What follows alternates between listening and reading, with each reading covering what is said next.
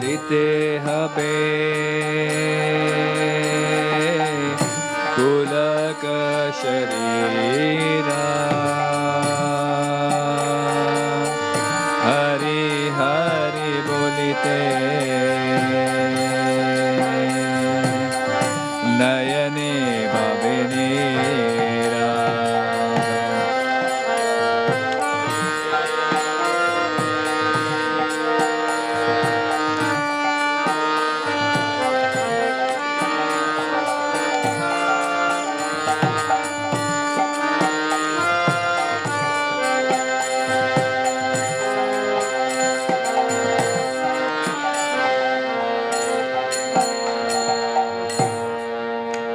Translation.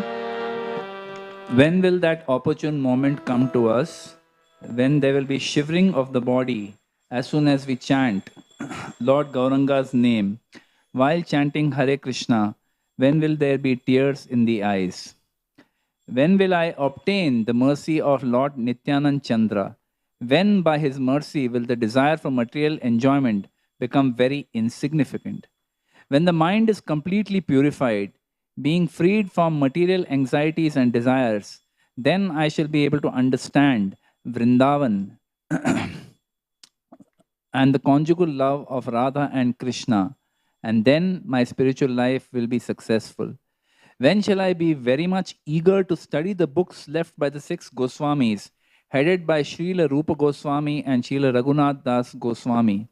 By their instruction, I shall be able to properly understand the loving affairs of Radha and Krishna. My only aspiration is to attain the lotus feet of the 6 Goswamis, headed by Srila Rupa Goswami and Srila Raghunath Das Goswami. Narottam Das constantly prays to attain their lotus feet.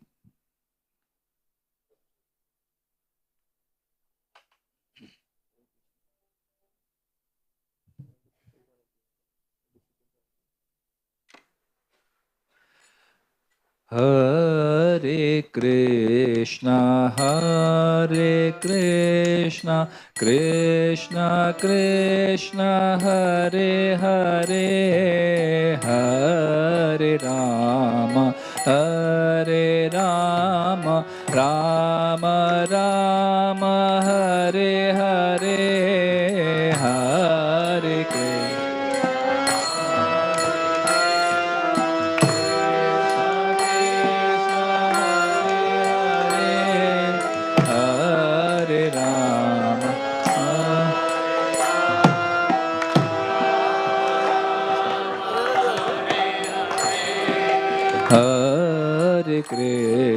Hare Krishna, Krishna Krishna, Hare Hare, Hare Rama,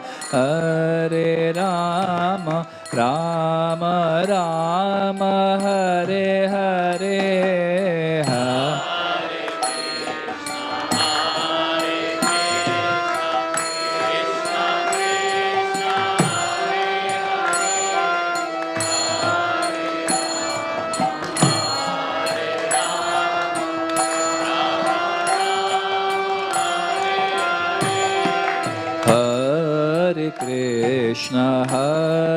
Krishna, Krishna Krishna, Hare Hare, Hare Rama,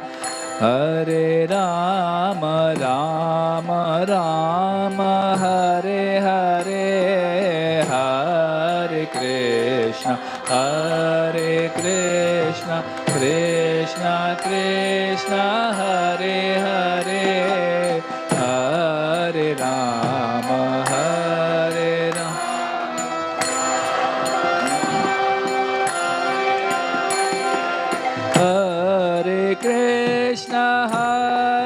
Krishna, Krishna Krishna, Hare Hare, Hare Rama,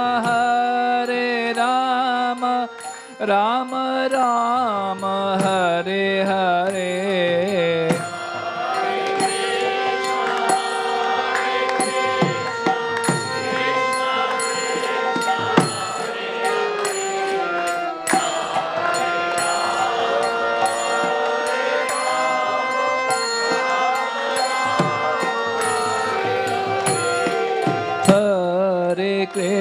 Krishna, Hare Krishna, Krishna Krishna, Hare Hare, Hare Rama, Hare Rama, Rama Rama, Hare Hare.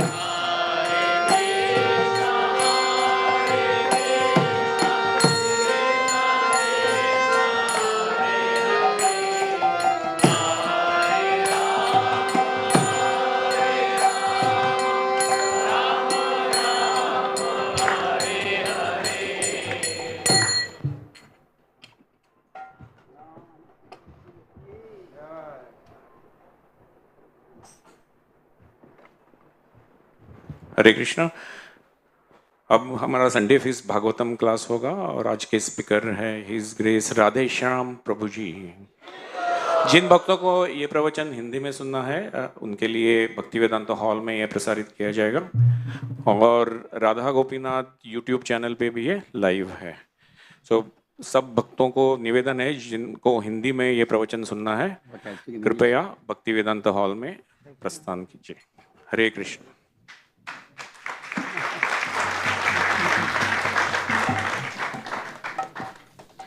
Hare Krishna. So I'll just take 1 minute before Prabhuji starts his lecture. We have a great privilege to have amidst us His Grace Radheshyam Prabhu. Radheshyam Prabhu is actually needs not much introduction. Most of you would know him. You would know about his wonderful, qualities and character and his achievements. But very quickly, very shortly, I'll just say Radheshyam Prabhu has been connected with ISKCON for now over 30 years. He is from IIT Mumbai. He, Gaurang Prabhu, they all came into devotional life together. And Radheshyam Prabhu has been, right from the beginning, his manner of preaching it's not just based, of course it is based on scriptures, but it is very logically, very rationally, very nicely put forward in such a manner that even the youth, the youngsters, college-going students are able to appreciate what he speaks. And many books, he has written many books. He's been a temple president of Pune temple for many years. He has created a congregation, a huge congregation of devotees who are extremely committed, very pure in their sadhana. And he is a global preacher, very much appreciated by His Holiness Radhanath Swami Maharaj and many other devotees. So it is one of the greatest privilege to have such a wonderful devotee, and also a very large heart, very sweet and large heart Prabhuji has. So it's our great privilege to have him amongst us. So let us welcome Prabhuji to Shri Radha Gopinath Mandir by loudly chanting 3 times.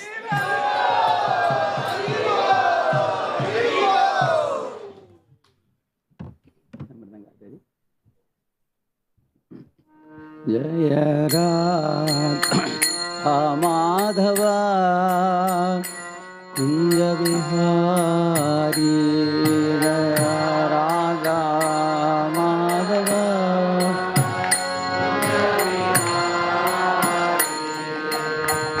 Gopi Jana Vallabha Girivaradhari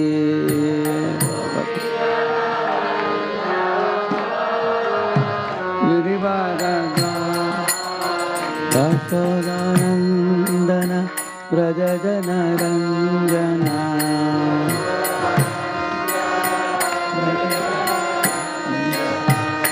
Dasodanandana Vrajajana Ranjana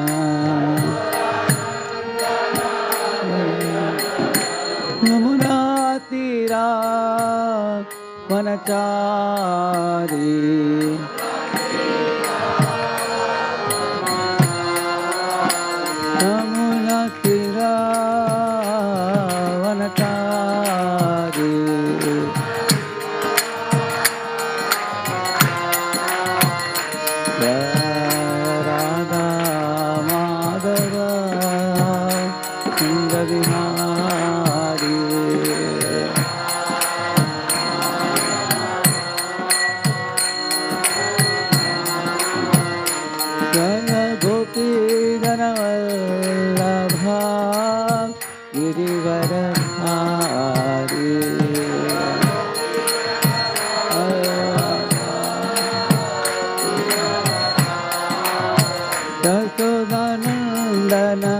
Vraj जनरञ्जना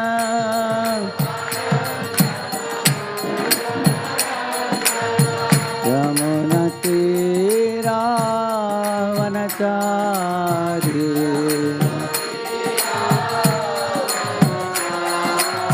Daya Radha Madhav Kunj Vihari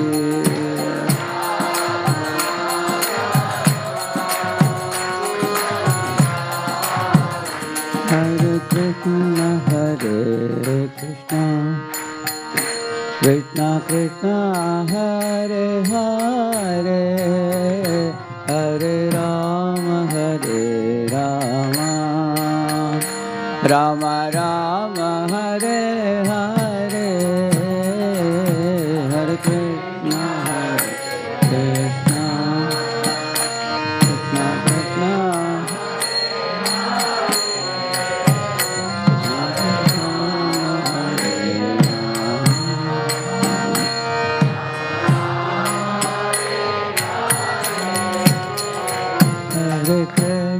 Hare Krishna Krishna Krishna Hare Hare Hare Rama Rama Rama Hare Hare Hare Krishna Hare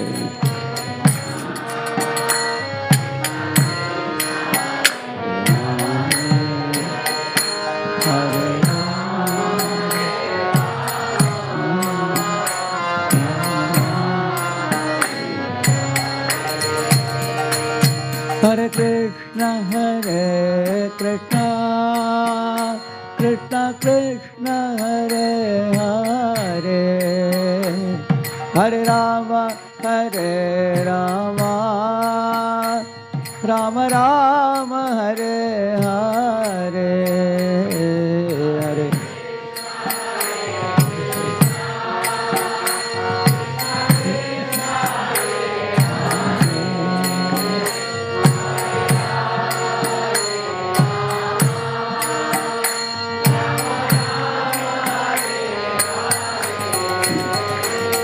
Hare Krishna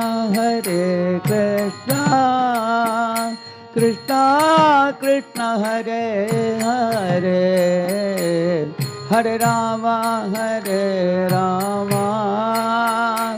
Rama Rama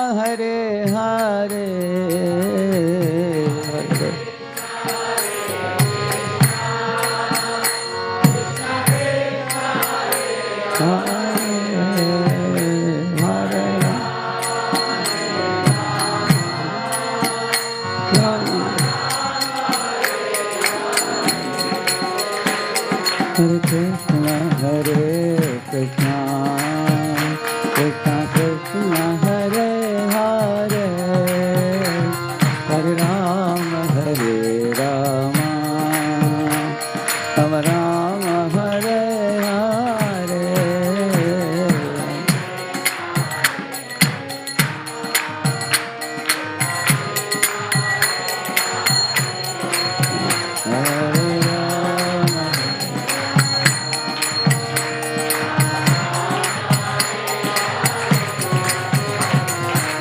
Hare Hare Krishna Krishna Krishna Hare Hare Hare Rama Rama Rama Hare Hare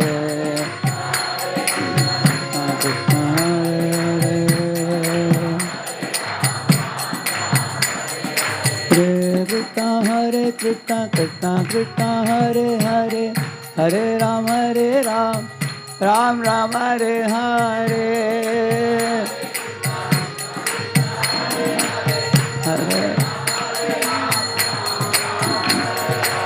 Hare Krishna Krishna Hare Hare Hare Ram Ram Hare Hare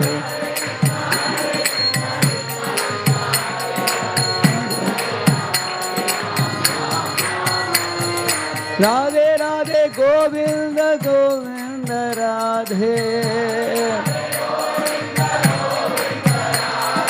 Govinda Radhe Gopal Radhe Radha Gopinath Jaya Lalita Vishakha Radha Gopinath Jaya Lalita Vishakha Giridhari Gopal Giridhari Gopal Giridhari Gopal Giridhari Gopal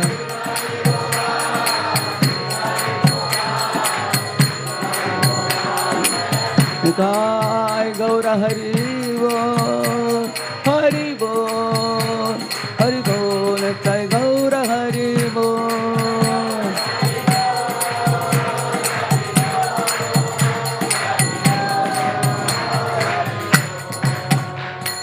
Jai Om Vishnupada Paramahamsa Parivrajagacharya Stotra Shata Srimad Divine Grace Abhaya Charana Ravinda Bhakti Vedanta Swami Srila Prabhupada Ki ISKCON Founder Acharya BBT Founder Acharya Divine Grace Srila Prabhupada Ki Ananta Koti Vaishnava Vrinda Ki Namacharya Haridas Thakur Ki प्रेम से कहो श्री कृष्ण चैतन्य प्रभु नित्यानंद श्री अद्वैत गदाधर श्रीवासादि गौर भक्त वृंद की श्री श्री राधा कृष्ण गोप गोपीनाथ श्याम कुंड राधा कुंड गिरि गोवर्धन की ब्रजभूमि वृंदावन धाम की मथुरा धाम की द्वारकापुरी धाम की पुरुषोत्तम क्षेत्र जगन्नाथपुरी धाम की श्री मायापुर नवद्वीप धाम की गंगामयी यमुनामयी की भक्ति देवी तुलसी देवी की समावेत भक्त वृंद की Srila Prabhupada transcendental book marathon distribution की all glories to assembled devotees, all glories to assembled devotees, all glories to assembled devotees, all glories, all glories, all glories to Shri Guru and Shri Gauranga. Om Ajnanatimirandasya Jnananjanashalakaya Chakshuvannilitam Yena Tasmai Shri Gurave Namaha Shri Chaitanya Manobhishtham Sthapitam Yena Bhutale Swayam Rupah Kadamahyam Dadati Swapadantikam Vandeham Shri Guroho Shri Yutapadakamalam Shri Gurun Vaishnavamscha Shri Rupam Sagrajatam Sahagana Raghunathanvitam Tam Sajivam Sadvaitam Savadutam Parijana Sahitam Krishna Chaitanya Devam Shri Radha Krishna Padan Sahagana Lalita Shri Vishakhanvitamscha Nama Om Vishnu Padaya Krishna Prishthaya Bhutale Shrimate Bhakti Vedanta Swaminiti Namine Namaste Saraswate Deve Gauravani Pracharine Nirvishesha Shunyavadi Paschatya Deshatarine Vancha Kalpatarubhyascha Kripa Sindubhya Evacha Paditanam Pavanebhyo Vaishnavebhyo Namo Namaha Jaya Sri Krishna Chaitanya Prabhu Nityananda Shri Advaita Gadadhara Shri Vasadi Gaura Bhakta Vrinda Hare Krishna Krishna Krishna Hare Hare Hare Rama Rama Rama Hare Hare Om Namo Bhagavate Vasudevaya Om Namo Bhagavate Vasudevaya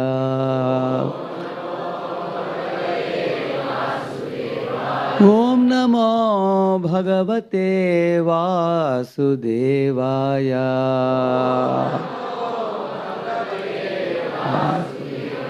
Narayanam Namaskritya Naram Chaiva Narottamam Devim Saraswatim Vyasam Tato Jayamudiraye Nashtaprayeshva Bhadreshu Nityam Bhagavata Sevaya Bhagavatyuttama Shloke Bhaktir Bhavati Naishthiki Krishnaya Vasudevaya Devaki Nandanaya Cha Nanda Gopakumaraya Govindaya Namo Namaha.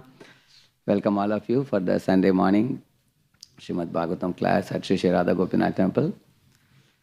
We are That can be made more brighter if it is. You all are able to see the verse there? Second canto, 4th chapter, the last verse of the chapter, text 25. Etadevatma-bhurajam Naradaya viprachyate Veda-garbho-vyadhat sakshat Yadaha hariratmanaha Edadevatma-bhurajam Naradaya viprachyate Veda-garbho-vyadhat sakshat Yadaha hariratmanaha Etadevatma-bhurajam Naradaya viprachyate Veda-garbho-vyadhat sakshat Yadaha hariratmanaha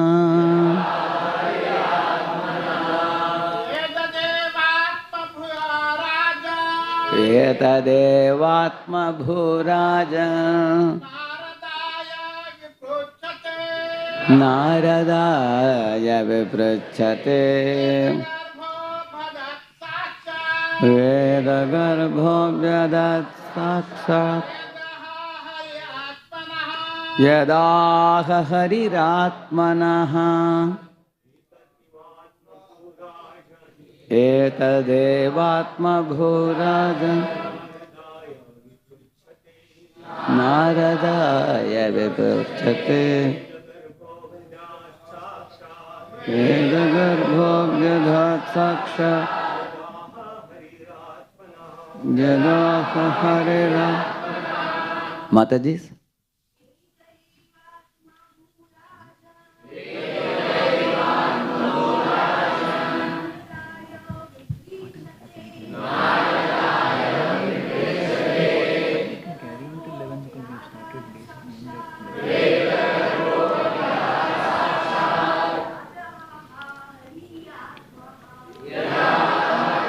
Atmanaha Etadevatma-bhurajam Naradaya viprachyate Veda-garbho-vyadhat sakshat Yadaha haridan Etat. On this matter, Eva, exactly, Atma Bhuhu, the firstborn Brahmaji, Rajan, my dear king, Naradaya, and to Narada Muni, Viprachyate, having inquired about it from Veda-garbha, one who is impregnated with Vedic knowledge from birth, Abhyadhat, apprised, Sakshat, directly, Yat aha, what he spoke, Harihi, the Lord, Atmanaha, unto his own Brahma. One devotee can help me read it, Prabhu? Can the mic? Can read it? I'll move it for you. Mic is coming through. Translation: My dear king, Brahma, the firstborn, on being questioned by Narada, exactly apprised him on this subject, as it was directly spoken by the Lord to his own son, who was impregnated with Vedic knowledge from his very birth. Purport: as soon as Brahma was born of the abdominal lotus petals of Vishnu, he was impregnated with Vedic knowledge, and therefore he is known as Veda-garbha, or a Vedantist from the embryo. Without Vedic knowledge or perfect, infallible knowledge, no one can create anything. All scientific knowledge and perfect knowledge are Vedic. One can get all types of information from the Vedas, and as such, Brahma was impregnated with with all perfect knowledge, so that it was possible for him to create. Thus, Brahma knew the perfect description of creation, as it was exactly apprised to him by the Supreme Lord Hari. Brahma, on being questioned by Narada, told Narada exactly what he had heard from the Lord. Narada again told What you had exactly heard the same. directly from the Lord. What he had heard directly from the Lord. Narada again told exactly the same thing to Vyasa, and Vyasa also told Sukadev exactly what he had heard from Narada. And Sukadev was going to repeat the same statements as he had heard them from Vyasa. That is the way of Vedic understanding. The language of the Vedas can be revealed only by the above mentioned disciplic succession and not otherwise. There is no use in theories. Knowledge must be factual. There are many things that are complicated and one cannot understand them unless they are explained by one who knows. The Vedic knowledge is also very difficult to know and must be learned by the above mentioned system, otherwise, it is not at all understood. Shukdev Goswami, therefore, prayed for the mercy of the Lord so that he might be able to repeat the very same message that was spoken by the Lord to Brahma, or what was directly spoken by Brahma to Narada. Therefore, the statements of creation explained by Shukdev Goswami are not at all, as the mundaners suggest, theoretical, but are perfectly correct. One who hears these messages and tries to assimilate them gets perfect information of the material creation. Thus end the Bhaktivedanta purports of the second canto, fourth chapter of Srimad Bhagavatam, entitled The Process of Creation. Hare Krishna. So I'm very happy to be here at Sri Sri Radha Gopinath temple at the lotus feet of Radha Gopinath and all the devotees.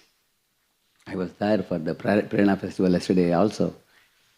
One thing I very deeply appreciate about Radha Gopinath temple is the steadiness with which anything that is started is made to go on for decades. Like this Prerna festival started many years ago, somewhere in 90s, and it is still going on beyond the 200th and 250th, and it's going on and on. It's like we have this 10,000 wala, we say, no, pat. Keeps going on and on like that. Also, if a devotee was given a particular department, they would run it for a long time. Recently the sound system was to be set right, and Radheshyam Prabhu from Rishikesh was called. He came here. He is like the Bhishma Pitama in the department. So similarly we have Sankirtan Prabhu, like Bhishma Pitama in the devotee care department. So this temple, although many generations of devotees have come, and we see many new faces also, at the same time many of the older devotees still pay attention to fine-tuning the quality of the respective departments. And the services go on steadily, rock steady, year after year after year. So in this entire creation, creation is easier to do, of course not very easy, at the same time, relatively, creation can be done by Brahma and destruction can be done by Shiva. But what is most difficult to do? Maintenance. So Lord himself has to come for that. Lord Vishnu comes to maintain. So if something is being maintained well, that's that kind of behavior is a sign of mode of goodness. The sthairiam or steadiness in our spiritual life also is only possible in goodness. If you are in passion, we start and stop very fastly. And in ignorance, we never start only. So no good initiatives are made in Tamaguna. And in Rajoguna, good initiatives are made due to haste. One gives it up after some time. But in Sattva-guna, it is steadily continued. So by the merciful glance of His Holiness Radhanath Swami Maharaj and his association, all the seniors and then subsequently the next level of devotees, they keep this project so divine and transcendental. You only see things getting better and better and improving. new learnings. Like when I was sitting for japa, I looked at that Tulabharam. I want to click a photo and send it to Pune. Because I used to think that Tulabharam, when you put a taraju with a steel plate and steel this thing, some old people fear to sit in that. And they fear that it may suddenly fall and you may hurt yourself. But when I look at this, it looks like a baby's thing. It looks so nice. Nobody will feel fear to sit in this. Looks like a very comfortable thing. So one of the aspects of Chowpatty temple is to make the devotees feel comfortable and in everything. Just like, for example, when I took the kartal in the hand today, oh, it was such a nice cushion for me to hold. So I never felt the pain. Sometimes when I go to some program, they give a very nice silken cloth. When I put it, paining the fingers. It's like cutting the finger. You want to finish the kirtan fast. Whereas here it's cushion. This cushion is a symbol of Radha Swami Maharaja's compassionate nature, which is manifesting through the devotees. So, very happy to be here. And we are reading the second canto, 4th chapter of Srimad Bhagavatam, the last verse. I have highlighted some portions of the verse for our discussion from Prabhupada purport. So, Shukadeva Goswami is telling Parikshit, my dear king, Brahma is the first born living entity in Lord's lotus navel. You will never hear that Brahma was born a small baby and then he grew up. Have you ever heard that? As soon as he appeared, immediately appeared in his full-blown form. And in that lotus there were millions of shining particles of jivas. Amongst them, Lord chose Brahma as the first living entity who will be the leader of all the other living entities. And he performed penances for 100 celestial years, as you all know. Lord gave him some guidance on that. And he perfectly pleased the Lord. After that, the Lord gave him appreciation by shaking his hands. So Prabhupada says that is the first handshake of the universe. After that, all the managers give handshake to their subordinates. Following in, you go and ask in America, why do you shake the hand? They don't know, but we know the reason. Because Lord gave the first handshake. After that, everybody is shaking hand. So we have the reasoning from the Vedic literature. So Lord gave appreciation, and Lord also gave him revelation of Vaikuntha planets also to Brahma. He got a glimpse of Vaikuntha planets. All the Vaikuntha was flying in airplanes, women and men. Women were like lightning and men were like the clouds. It is said they were very beautifully decorated with ornaments and spotlessly beautiful bodies. And they were all lovers of the Supreme Lord. One moment wouldn't pass in Vaikuntha without remembering the Lord and serving him. So Lord Brahma got a glimpse of that. So he gave him appreciation. Then he gave him revelation. Thirdly, he gave him a responsible position. He told Brahma that I want to delegate the job of doing the secondary creation to you. That means Lord Vishnu, the first leader of the universe, has taught delegation and empowerment. You have to learn from him. If any of you say you are super busy, probably you are not delegating enough. So we have to learn from Lord himself. Actually, delegating means what? Like you see Lord Krishna teaches in the battle of Kurukshetra that he empowers Arjuna as the warrior. Arjuna is crying in the beginning of the battle, you all know. He puts his bow down. And what do you think any leader would do at that time? Okay, you won't fight now? Give the arrow, give the bow and arrow to me. Now you go home, relax, I'll take care. No. Then he may start doing it. Did Krishna do that? Somebody may tell Krishna, why do you waste time giving 700 verses at the end of which you are not sure whether he will fight or not? Correct, no? But Krishna believes in trusting and empowering his devotees. So he is giving Arjuna a chance to come out of the depression, learn the philosophy and take initiative and stand up and fight. Prabhupada says in one lecture, Krishna didn't tell Arjuna, Arjuna, I am there with you, don't worry, you sleep in the chariot and I will fight the battle. He didn't say that. He said, I will give you advice, but you have to take initiative. I will tell you what to do and you have to keep doing. So Krishna is going on giving inputs to Arjuna. And Arjuna is going on acting. And when Arjuna acts very nicely, intelligently, Krishna claps hands. Well done, Arjuna. That was a good hit you did. So this is a good leader. And his one is Radhanath Maharaj is such a leader also. I remember I was here for one councillors meeting, all councillors meeting. One Mataji, Maharaj asked all the councillors, you have any concern? So one Mataji got up and she said, Maharaj, in this community, there is attention for everybody from womb to tomb, from children to the old people. But there is one category of children who don't get attention. She said the teenage children, they come and they don't have anyone to connect with, and we are all very worried and concerned about it. And Maharaj very patiently heard. After which Maharaj asked everybody, how many of you agree? And everybody raised hand and said, Hari Bol, they said. And Maharaj said, since she has such a great concern, we would like to make her the in charge. And then Maharaj gave her blessings and told that you take lead in this.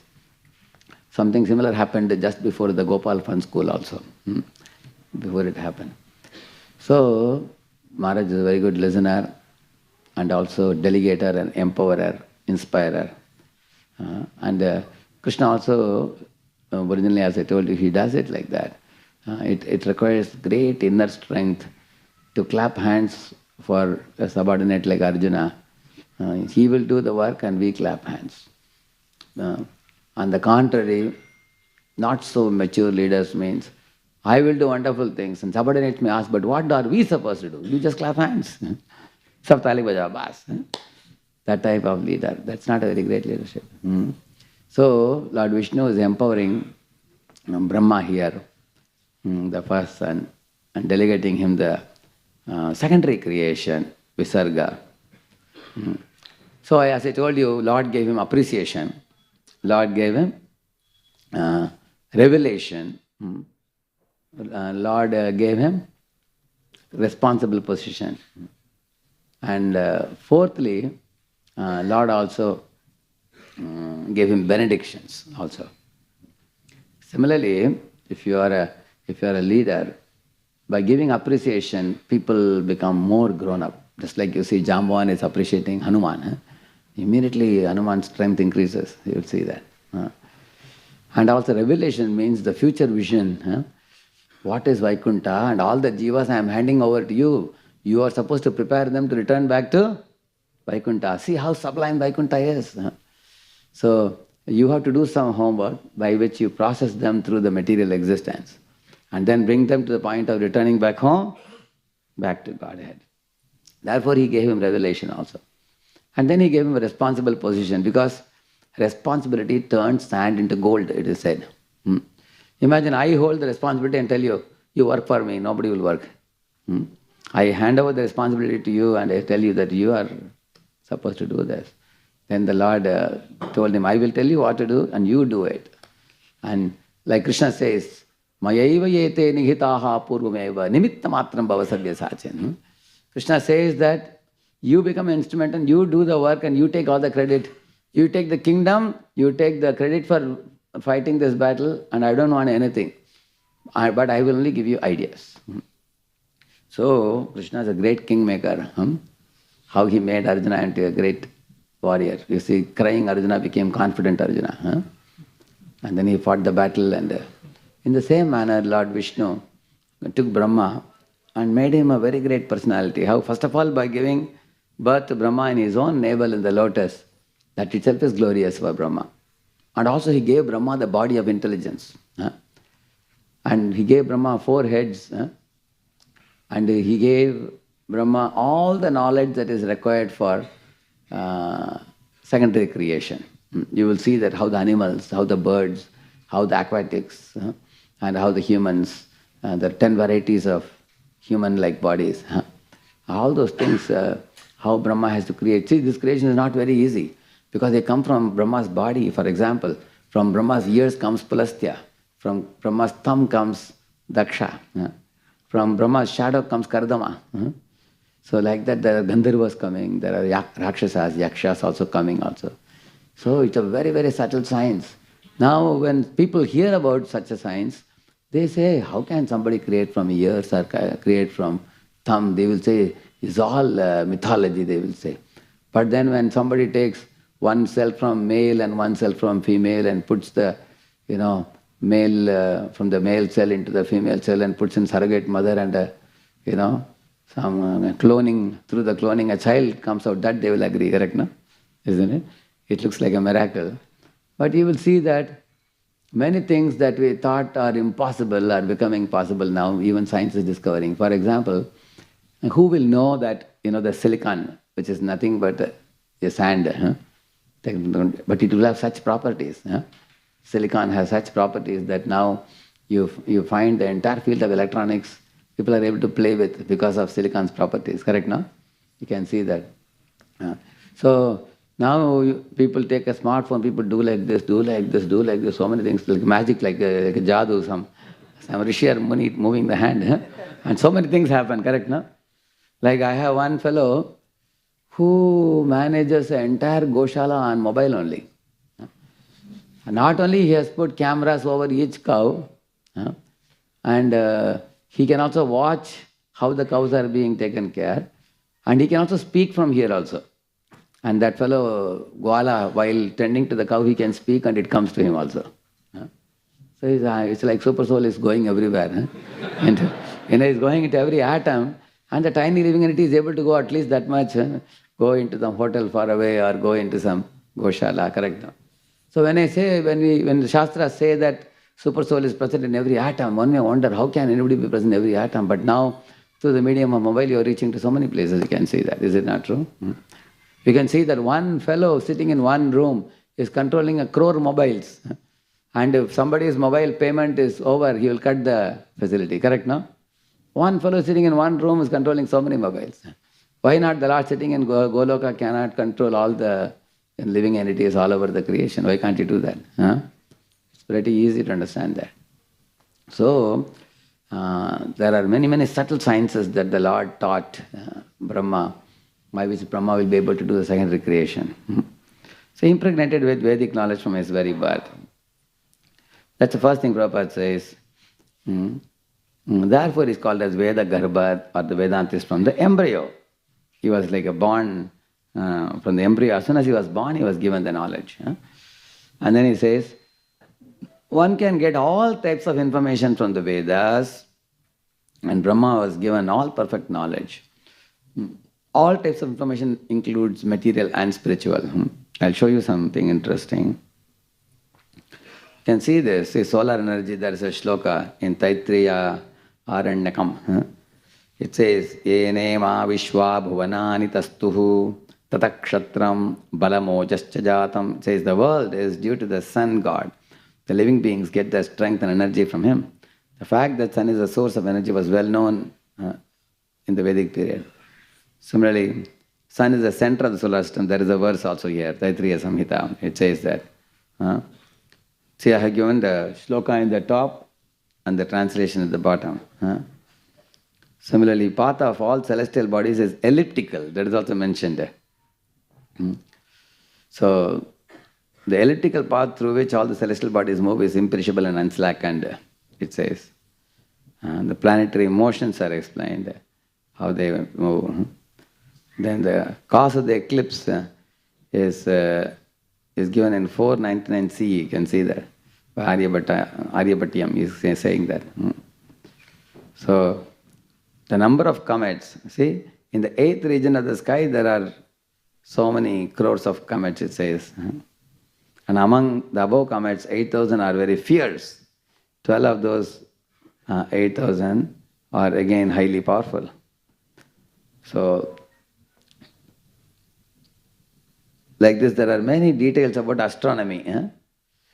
See here, about the moon. The moon, being the satellite of the earth, revolves around its mother planet and follows it in its revolution round the self-luminous father planet, the sun, it says. This is in Rig Veda. See, it's a Rig Veda quote here. Ayam gau prishnira kramit asandan mataram puraha pitaram cha prayantvasah.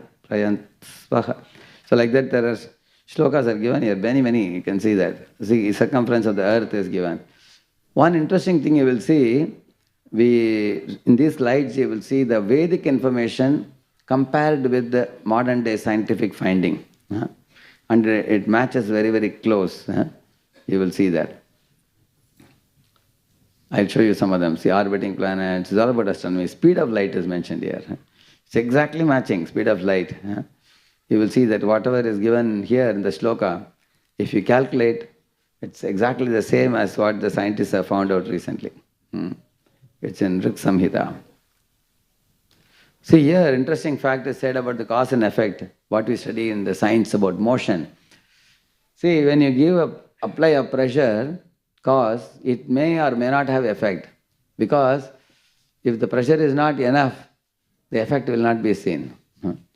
So that's the point it is said. There is no effect possible without a cause, but the absence of the effect does not mean the absence of cause.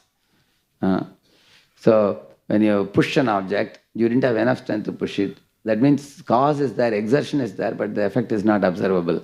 So these kind of things are said in shloka. See, varieties of magnets, electricity, see there's a whole shloka on that. You can store electricity into your cell. How to do that is explained here. See about the rainbow, Vibgayar, violet, indigo, blue, red, and all those things are explained here. And then there are shlokas about the motion, laws of motion. Then there is information about the lens, elasticity, you see. And what is a machine is also defined here. And types of transport. Ships fly on water, ratham on earth, vehicles propelled by fire fly in the sky and are called space vehicles. So there is a Vimana Shastra also. Actually recently, the study of the Vedas has given NASA a very important information, most recent information, that mercury is a metal which is also liquid. Generally metals, they operate as solids. Mercury is a liquid metal, so when you take a flying saucer and you rotate the mercury, it produces an effect where it can give it a upward downward motion as well as rotary motion. That is how in the flying saucers they made mercury as the main medium to propel it and fly in the sky. So they have found out, now they will be doing more researches in that direction, you can see that. And this is one reason why NASA also has a Sanskrit wing where they want to study and extract information. See, there is important information given about the ship. It says that in the ship, never use iron nails or iron fittings at the bottom of the ship where it touches the water, it says. Because the magnetic field in the north to south pole which is moving, because of that it says, this exposes the ship to the influence of magnetic rocks in the sea, brings it within the magnetic field leading to its sinking, it says. So this kind of very vital information is given. Just imagine for the Navy people how valuable this information is. Correct now? Just one piece of one line of information from the Vedas. See, types of alloy are mentioned here also. Varieties of different types of alloy. Corrosion and loss on heating. Extraction of mercury, I told you about that. And then different type of salts, metals and alloys. Extracting pure metal, how to do that. Loss during heating, bronze. Okay, these are all about metallurgy. Then after that you can see further. So zero, shunya was given. So Albert Einstein, what he says here, we owe a lot to Indians who taught us how to count, without which no worthwhile scientific discovery could have been made, he says. Because he is acknowledging that the original value of shunya or zero comes from Sanskrit. Then it comes to Arabic, sifir they call it, and Latin you call it zifire. And then in English you call it zero. But everything originates from the Sanskrit word shunya.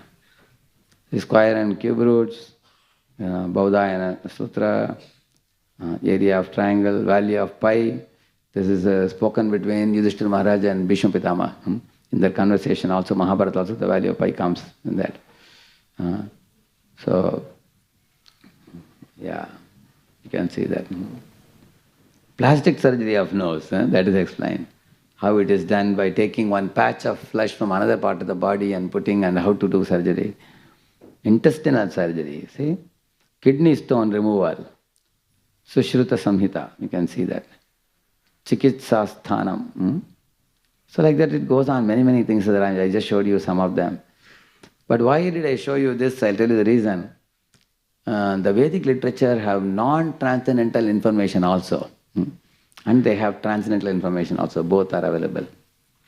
Sometimes people ask a question. In Nalanda University, when the Mughals set fire to the library, 6 months it was burning. You heard about that? Many books were lost.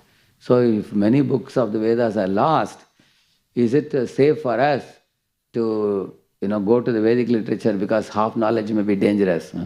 We are studying Bhagavad Gita, Bhagavatam and all. It's better that we don't refer the Vedas at all. Some people propose, and what is the end result of their argument? Just do sense gratification, that's all. Just forget the Vedas and do sense gratification. But if you consider this question seriously, you see, majority of the Vedas talks about karma kanda information. 99% of them, because most living entities are not ready to go back to Godhead. They want to make their material life a little more comfortable. Make it little better. That's why Felix Company has put, let's make things better. Isn't it? So, but Vedas say, don't just make things better, let us make people better. Instead of making things better. Like, of course, things have been made better. Earlier, the obesity people, if you see, the cross-section has been increasing ever since the junk food came. Even more and more people are getting obesity problem now. The cross-section is increasing more and more of the body. And the weighing machines are becoming sleeker and sleeker. Nowadays the weighing machine is like a laptop now. Many of the big managers carry it in the suitcase now. So the machines are made better, but the humans are not made better. So the Vedas say, let us make humans better. So in order to make the humans better, what the Vedas say? Okay, you want sense gratification, don't be an atheist, come here.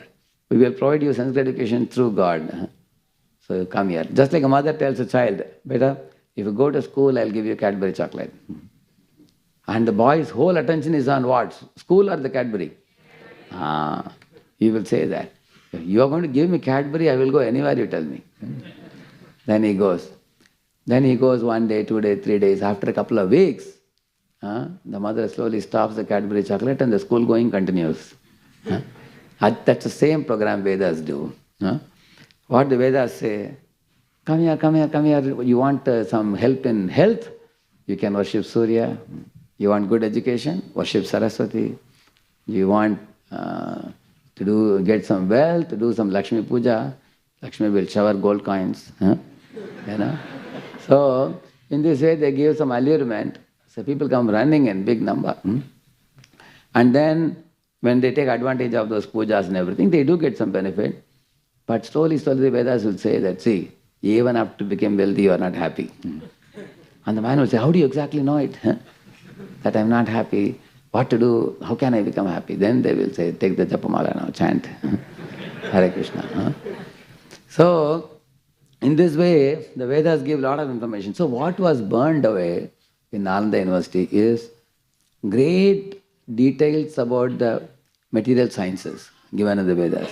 Like right now, although I showed you some of the shlokas, there have been very elaborate information on different fields like that. There are more than 60, 80 fields in which Vedas are giving so much information about material sciences. So a lot of it must have been lost at that time. But the transcendental literature like Srimad Bhagavatam, Jiva Goswami says in one of his Tattvasandarbha statements, the integrity of the spiritual literature like Srimad Bhagavatam and Bhagavad Gita is not lost.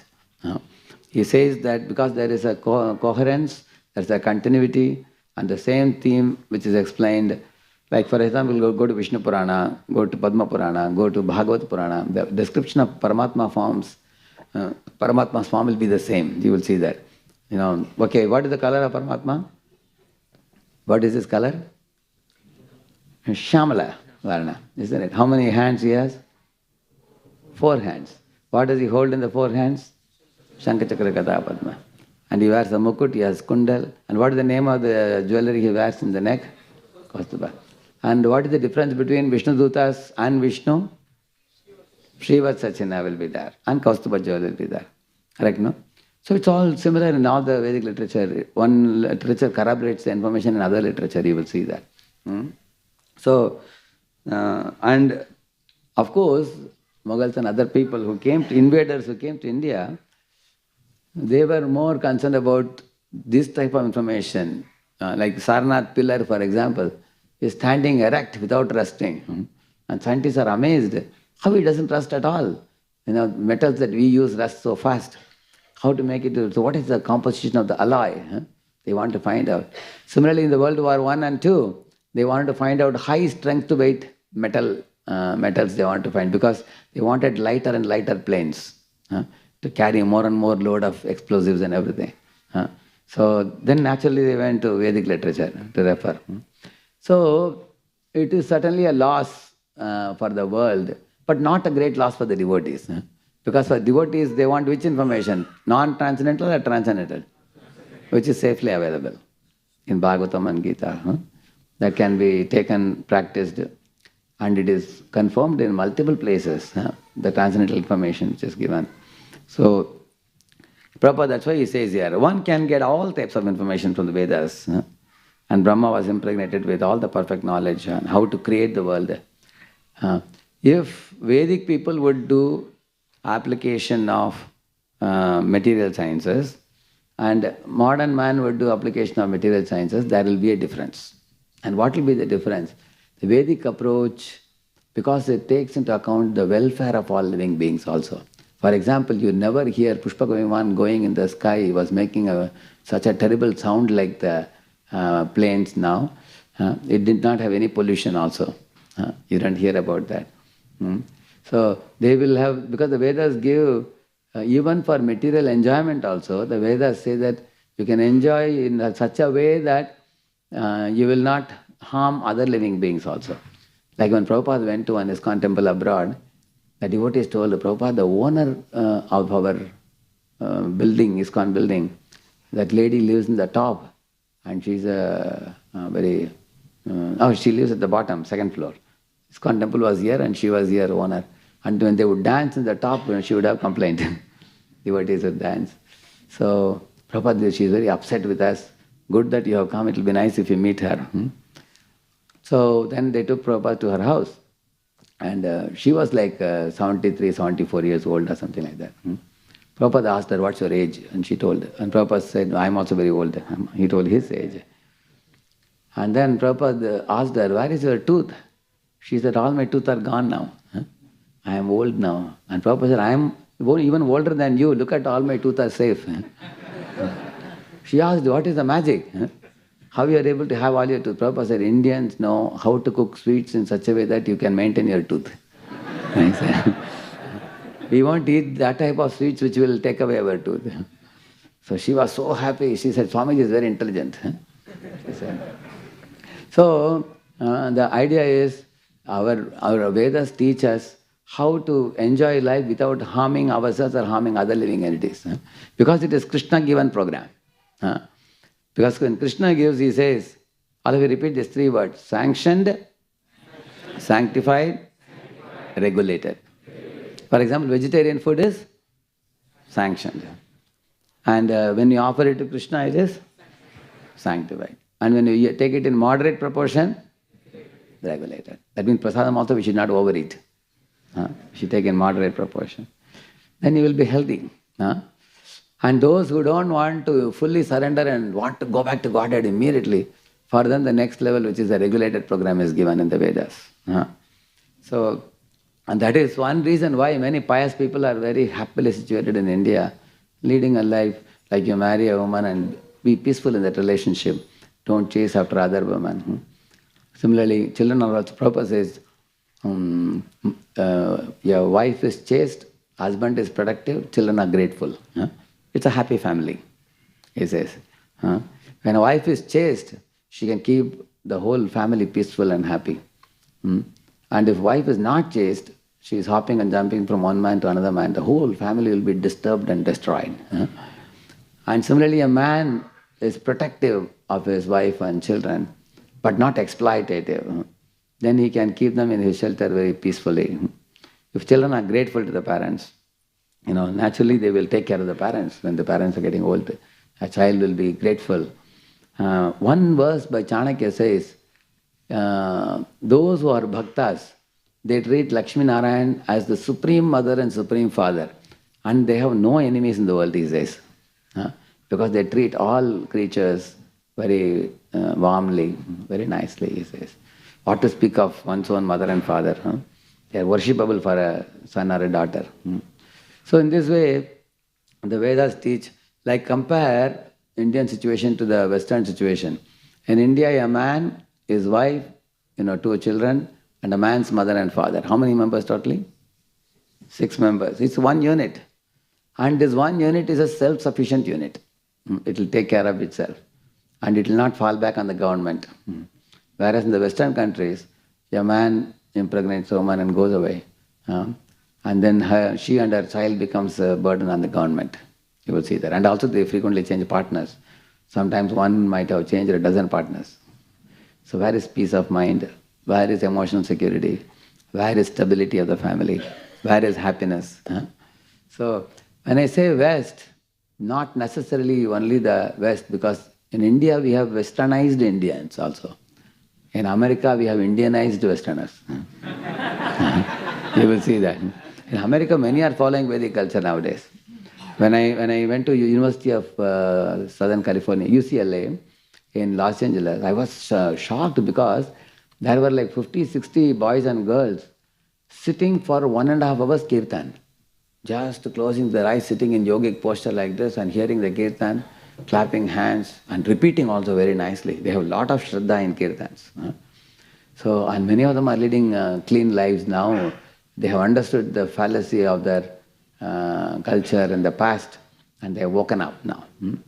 So that's what Prabhupada said, Indians are this close to Krishna, Westerners are far away from Krishna. So Indians may clap hands saying that we are very close to Krishna. Prabhupada said the problem is Indians are turning away from Krishna and they are going like this. And foreigners are facing Krishna and coming running towards Krishna. But he said, still good news for Indian is, although you are going away, if you just take about turn and see Krishna, then you are at an advantage. Because you are still near, he said. So, therefore, Brahman being questioned by Narada told Narada exactly what he heard directly from the Lord.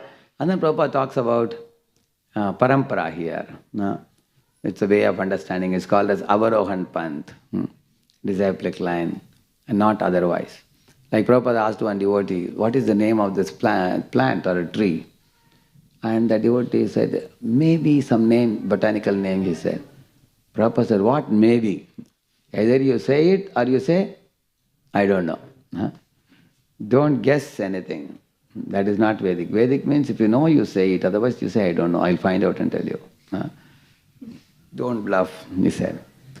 And then Prabhupada said, one scientist was arguing with Prabhupada. He said, Swamiji, why do you say we are in ignorance? So, and then Prabhupada explained to him, see, can you confidently say what you know now is true? Scientists said, no, tomorrow somebody may invent something better and this may become untrue and that will become true.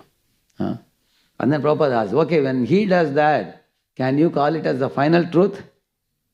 And scientists said, that also we can't say because something else may come up later. Like we had Dalton theory, then we had, Rutherford, then you had, Bohr gave a model. In this way, it keeps on evolving. Similarly, light, if you see, is it corpuscular theory or wave theory? They both are fighting tooth and nail, Newton and Huygens, isn't it? So, they are seeing from different angles. Sometimes light behaves like a particle, sometimes it behaves like a wave. So, therefore, there is always that. So, Prabhupada said, that means you are always in ignorance, he said. Even though the information you know now is more truer than yesterday's information, and tomorrow's information will be more truer than today's information, you only know better and better and better imperfect relative truth. You can never say that we know the absolute truth. And the absolute truth is only available in the Vedas. Like in 1903, Jagdish Chandra Bose proved that plants have life. Before 1903, scientists thought that plants are dead because they are not moving. Animals are moving, birds are flying, man is walking, so they all have life. And plants are not moving, so they don't have life. That was their conclusion. Whereas you will find the Shastras talk about Stavara and Jangama. They're talking about two things, moving and non-moving. They're talking long before, millions of years ago, Vedas say that. Vedas have stood the test of time. They will never change also. One said, have you ever seen Vedas saying, sorry, science has become very advanced. Today onward there is no soul, only body is there. Do you think they'll ever change it like that? Once said, that's all it said forever. There is no amendments made in the Vedas. It's a permanent truth. And that is the reason why we put faith in the Vedas. Now some of you may have a question that science has become so advanced, technology has become so advanced, and people are all now going for more and more facilities and amenities and enjoying those things. Now what is the footing of the Vedas in the modern times? You may have a question. Yes, it is the fact that with the advancement in science, the technology has become multiplied several times in progress, and we do have facilities.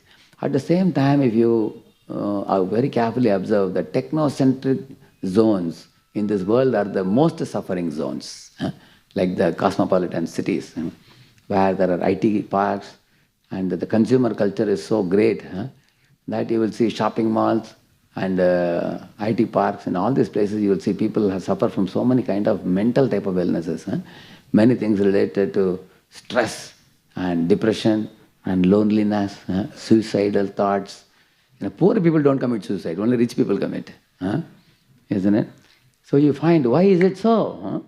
That means with so much of advancement in science and technology, that means man has learned the art of exploiting the natural resources and controlling the nature. That he has learned it, but he has failed to control his inner world.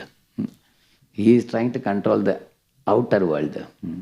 Therefore, he has cheated himself. You can see there is no fulfillment in the heart. In Sanskrit, there are two words, Abhyuday and Nishreyas. See, Abhyuday means accomplishments. Nishreyas means fulfillment.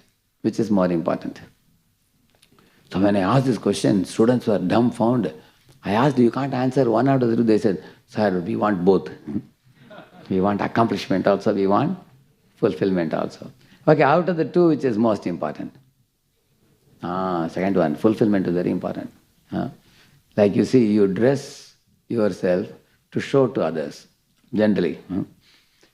And you eat food to nourish your body. You don't make a plate and go and show, please see my plate of prasada. Do you go and show around? That you don't show. You take as much as you want and you eat your prasada and push off, correct? No? Whereas when you dress, like you see, everybody chooses different colors, different hairstyles, different colors, different type of shoes and ties and dress and everything. Because when we were small children, we remember, on Diwali day, you wear your dress and you have to go to others' houses and show your dress, correct, no?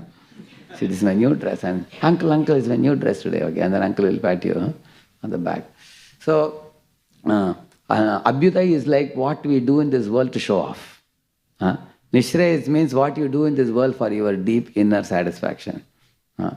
So there are necessities, there are luxuries. Which is more important? Necessities. But modern day life is acquiring luxuries at the cost of necessities. You will see that, like in a city, there is so much of air pollution, there's water pollution, noise pollution, mind pollution, everything is polluted. Only thing is you have money in your pocket, that's all, which you cannot enjoy. There's no time to enjoy also. You will see people, husband is in one city, wife is in another city, children are in other cities. When I was abroad, one family said, we are celebrating a family gathering day. And they called me for one evening. Some 6-8 members of the family, they said, today is the only day we are here. Tomorrow I have to fly here, and she has to fly there, and children have to fly this side. Nowadays the world is in pieces like that.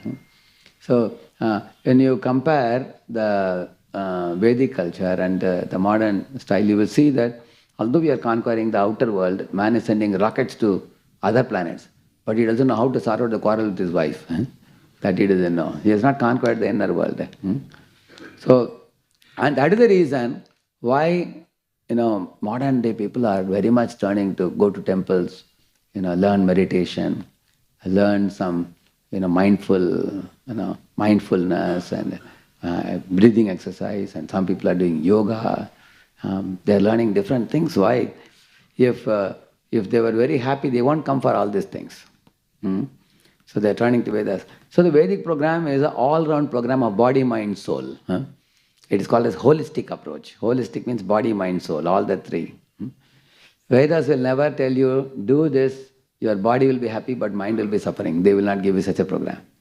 They will give a wonderful program. See, when you eat prasad, it is tasty for the tongue and delightful for your mind also. Correct, no? Isn't it? And purifying to the soul. All the three, you will see that. In the same manner, the chanting of the holy name cleanses Hare Krishna, Krishna Krishna, Hare Hare, Hare Ram, Ram Ram. So the chanting also cleanses the mind. When mind is cleansed, then senses become controlled, disciplined, and they will only connect with things which will inspire us to advance in spiritual life. You will see that. When mind is purified, see, often mind is fickle, senses are impure. But mind is purified, then it will engage the senses in pure activities also. You will see that. And naturally the soul also feels the greatest delight when mind becomes purer and purer. And so in this way, the Vedic program is body, mind, soul program. Therefore Prabhupada says here, there is no use in theories. Darwin's evolution theory, this theory, that theory. Prabhupada says knowledge must be factual. See, Darwin told about evolution, and Prabhupada says Padma Purana also talks about evolution. But there was one mistake in Darwin's evolution. Actually, Darwin also referred to some of the Puranas. One place it's mentioned also.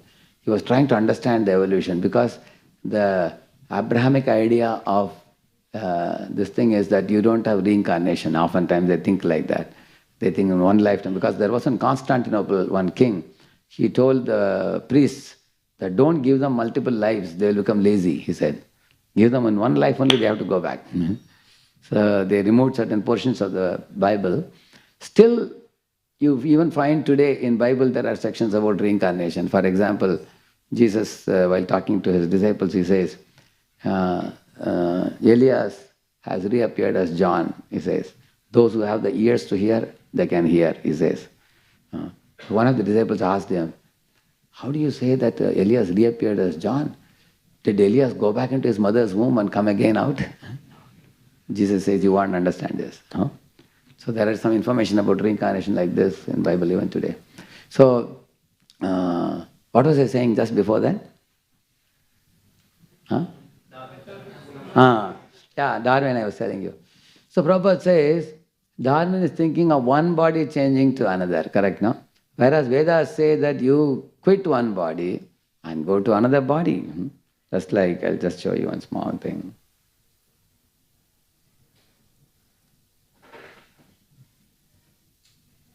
You can see this one. See this little girl. Gradually her body is changing from childhood to, well, now she's a teenage girl, she's a marriageable age now. She's married now. Now the girl has become a woman now. Now she's becoming an old woman now. Even more old. Now see how she became? Isn't it? Is it not the same thing that happens to all our bodies?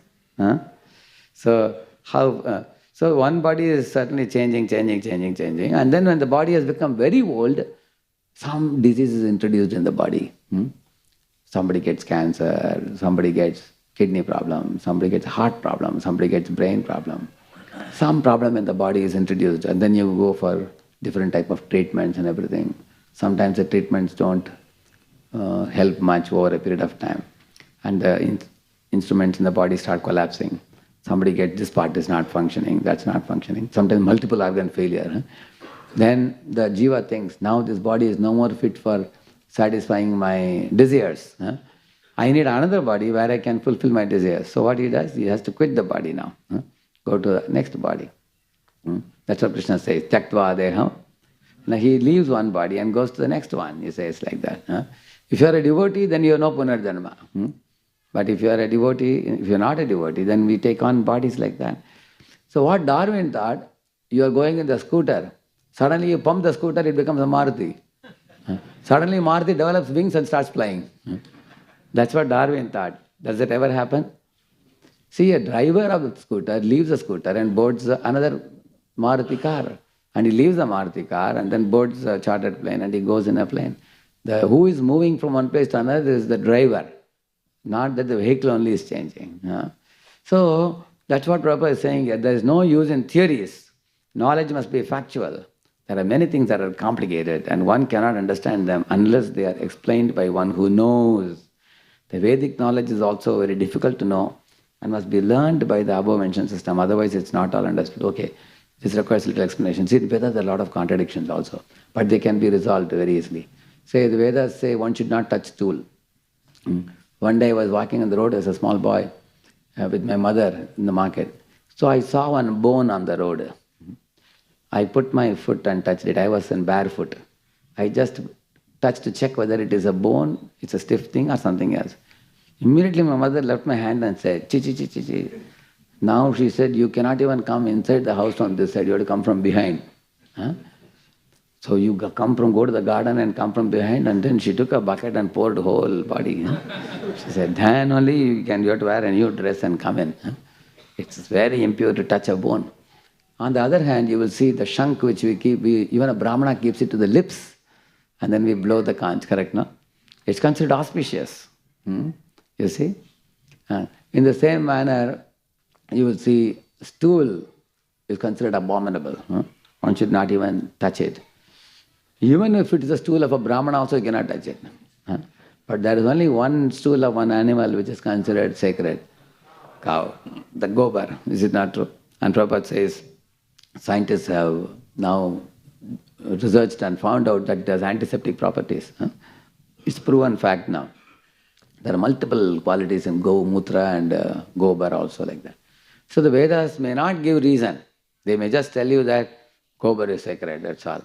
But eventually you may find out. By research and science you may find out like that. So there are contradictions in Vedas which cannot be called contradictions because they are only apparent. And also why the ninth offense against the holy name is given. What is the ninth offense? Who knows? To instruct a faithless person about the glories of the holy name, you say, correct, no? And also it is said one should not preach to envious people. And one should, Krishna says, even Bhagavad Gita should not be given to envious people, he says, correct, no?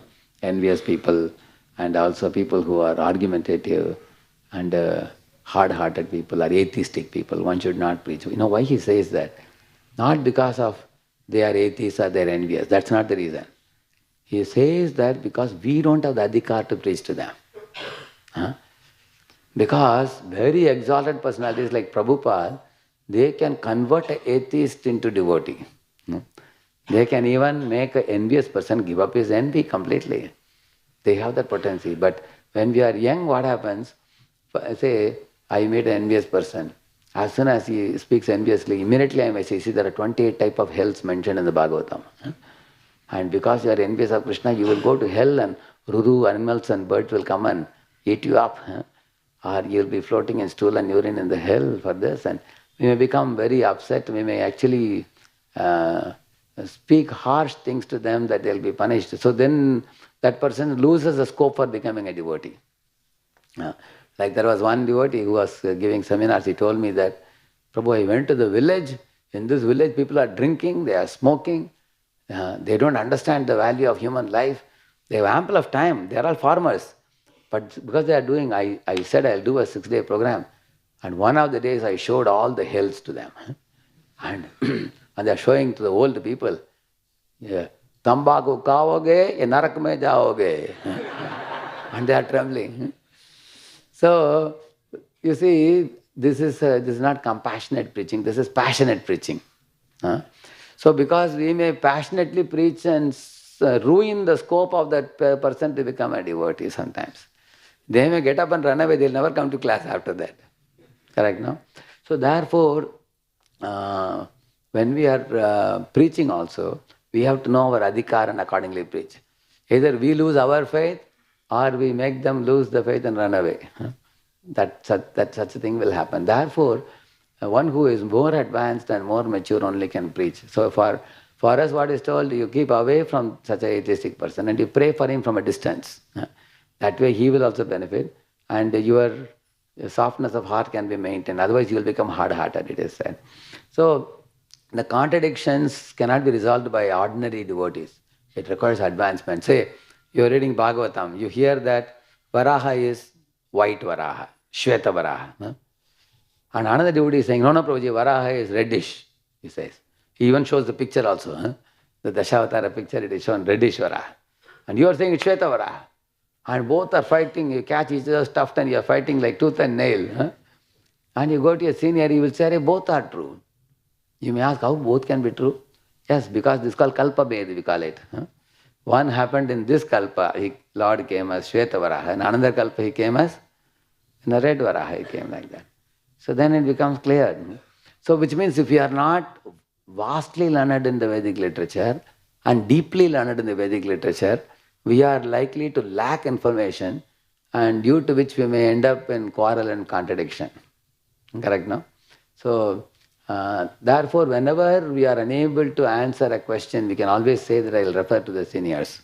We can always say that, and I will come back to you like that. Sometimes the Vedas appear to be contradicting because certain teachings are given according to the adhikar of the person also. Like I went with my spiritual master way back in 91, 92 once when he was going to houses. One house, one man told Maharaj that, Maharaj, I am very ashamed to invite you to my house and show you the altar where there are so many demigods in the altar. He said, in my home there are many elders living. They have the sentiments towards Devi and Shiva and Ganesh and everybody. Therefore I have kept everybody so they don't get hurt. Maharaj said, not a problem. You have kept Radha Gopinath in the middle. You look at them and worship. And let them worship any devata they want to worship. Not a problem, he said. So I was amazed to see that. The next month Maharaj was going to another house. I also went. There, that person was having a big picture of Radha Gopinath.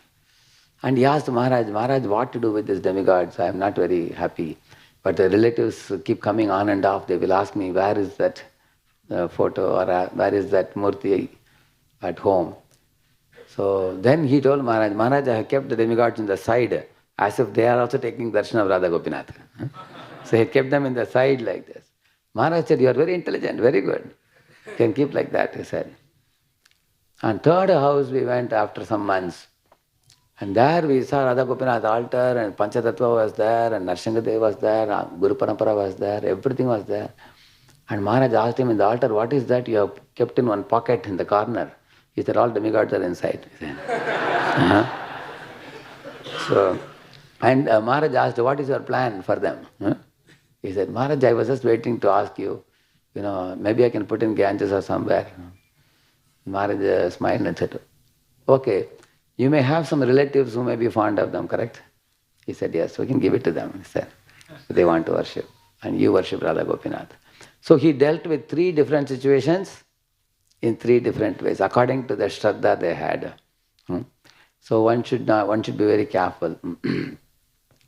When one has a certain level of Shraddha, to elevate him to the next level, we have to test the pulse, whether he can take it or not. Like when you go to the bathroom to take a bath, hot water is smoky. Will you touch it, see or not? Correct, no? First you touch it and see. You don't take it and put it on the head directly. Similarly, according to Shraddha, it must be given. So the Vedas talk about that also. According to Shraddha, you give people right thing, right medicine for the right candidate. Like mother gives Cerelac to the child. When he grows up a little bit, then small piece of chapati. Then you can eat a full meal also after that, according to the level. So that is one thing about Adhikar. It's getting late now, I'm supposed to end by 11. So I'll conclude 1 or 2 very small things I'll say and conclude. See, there is something called as spirit of the law and letter of the law. Neophyte devotee means they pick up letter of the law. One example I'll tell you. 2 men came to a Jamindar and said, sir, we are very hard working. Jamindar asked them, what can you do? One of them said, I am very good in digging the ground. Give me a kuladi, give me this thing, axe that I can dig anywhere you tell me. Very quickly I can dig, he said. And he asked the other man, what can you do? He said, I am very good in filling up the holes. Wherever you show me in the earth, I can do that. Very fast I can do, he said. So Jamindar understood that these two fellows are talented. I can engage them. So he told, tomorrow morning come at 10 o'clock. I have 500 plants to put in my garden. So, his idea was, this fellow will dig, Jamindar will put the plant, and the other fellow will fill. That was the plan. So Jamindar got a little late. Instead of 10 o'clock, he arrived at 11. And then both the fellows said, sir, give us our wages for today. He said, but work hasn't started yet. He said, no, we have finished our work. They said, what did you do? This fellow said, I dug and then he filled it up, that's all. But Jamindar said, but plants are not put inside. He said, that we don't know, they said. This is called letter of the law.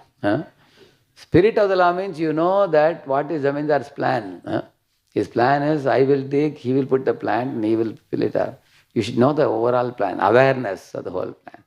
So, neophyte devotees capture the external rules. Like for example, if a newcomer is coming and sitting in front of the deities, putting their feet like this, you want to tell them not to put the feet. So what you may tell them, please come here, you call them and make them sit next to you, give them some prasadam, and then now they are no more showing the feet to the deities. Otherwise you tell the newcomer that, hey, what is this? You are showing feet to the deity, Lord will punish you. Say like that. Then they will never come here after that. Correct, no? You get frightened. So, therefore, this kind of letter of the law means application of the teachings in a superficial way. That is the letter of the law. Spirit of the law means knowing the spirit behind why this rule is made, how it should be applied according to Desh Kala Patra. That's why the Vedic truths also, actually, I will show you one Devi Bhagavatam, one thing, and I'll conclude with that. Alright, Prabhu?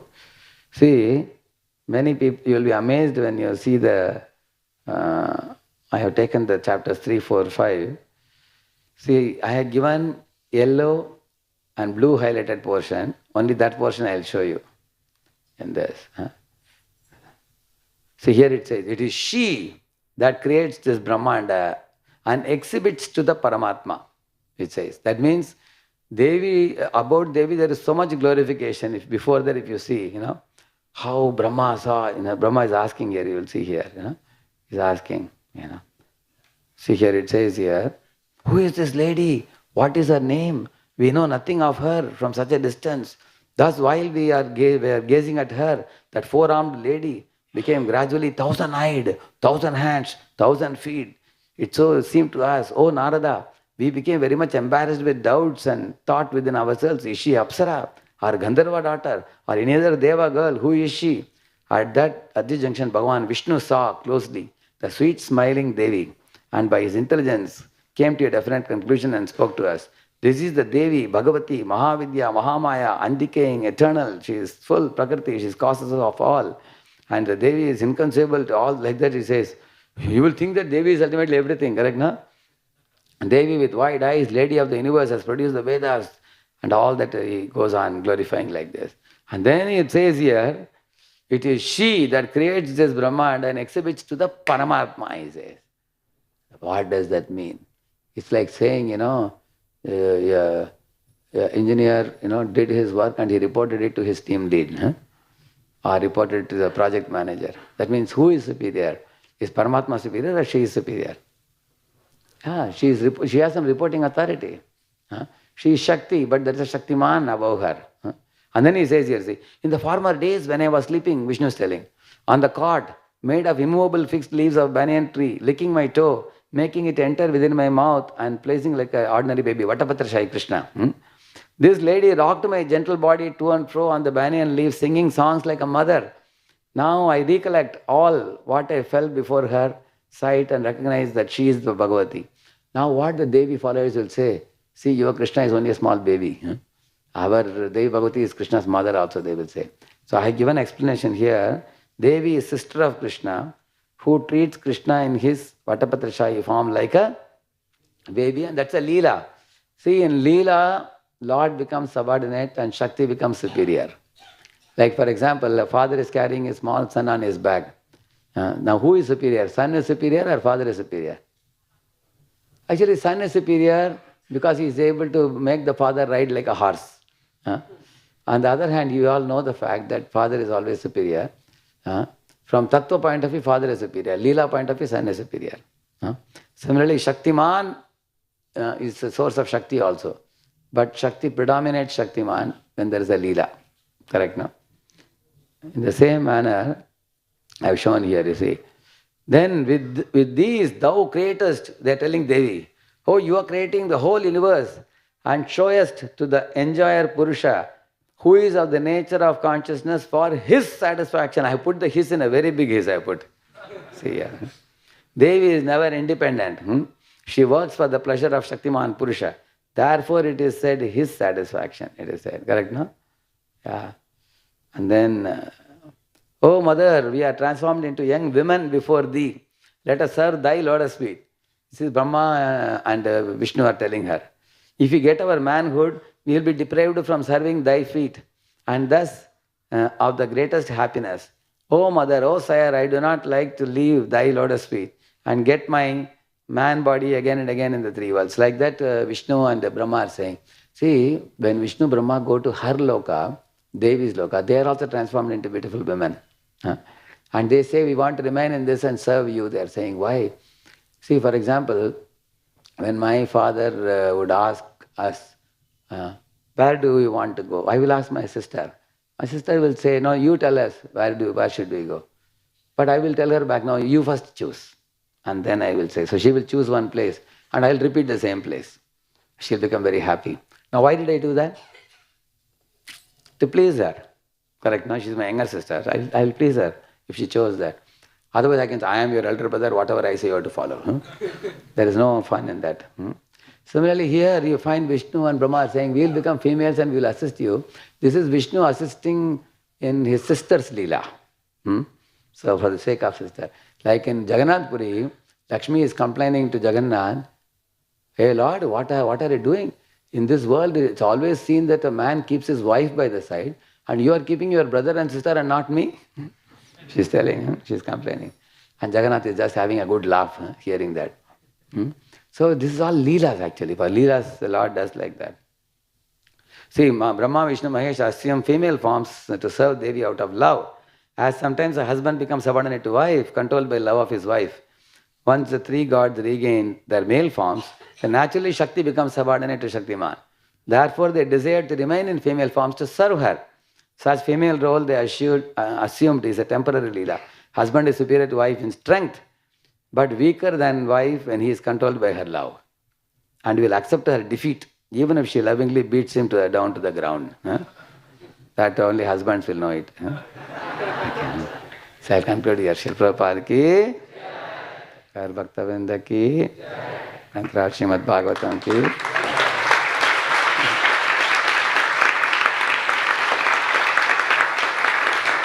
Actually, why I showed you this? Because you will see a picture where the Devi is worshipping Vishnu, accepting all the jivas from him. There are places where she becomes Annapurni and serving prasad to Brahma, Vishnu, Mahesh. There is a place where Shiva is sitting and doing meditation on Rama. Then you find Rama worshipping Shivlinga. Correct, no? You will be thoroughly confused. Tell me who is supreme, my head is spinning. Therefore, the Vedas should be studied as a whole. And the contradictions exist only on the ground level. The more we become more and more purer and advanced, when you hear from very advanced devotees like Prabhupada's commentaries, when you read and everything, Acharya's commentaries, things will become crystal clear. There will be no more ambiguity. So, like Rama is worshipping Shivalinga, but he is also worshipping Samudra Devata also. Because he is doing Naralila. He will worship all Devatas also. He will do that. So, we should not unnecessarily fight with Shiva Bhaktas or other Devi Bhaktas and other people like that, because actually we should try to bring them to the end goal of making them devotees. We should not leave them at an intermediate point of cutting the nose and driving them away. That we should not do. Therefore, the Vedas are very vast, they are very deep, and it is not possible to fathom very quickly. So we require patience and shelter of a Vaishnava to gradually understand them, so that a day will come when all these contradictions will be resolved and our clarity about the Supreme Truth will be more and more clear. So the more we respect the Vedas and respect Guru, then everything will be revealed to us by the Lord in the heart, undoubtedly. Thank you. Hare Krishna.